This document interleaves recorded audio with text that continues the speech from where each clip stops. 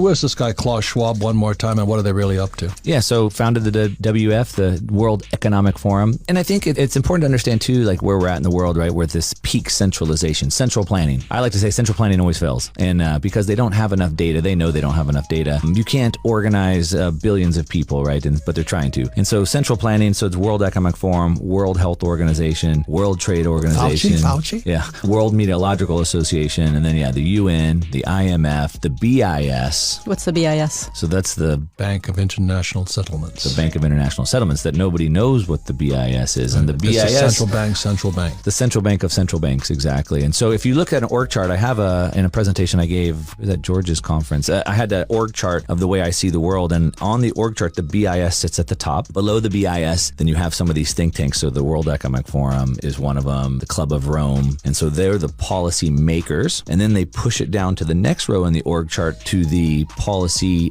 enforcers, which are the governments. And so the government a few levels down. So it's really a coup of the bankers. And they use this banker, the BIS at the top, push these ideas through the think tanks and then down to the policy enforcers. And then we're down at the bottom of the subjects of all that, right? And so Klaus is kind of running this. He's sitting on top of the world, hobnobbing with all these people, flying their private jets over to Davos, telling us that we need to cut back on our energy.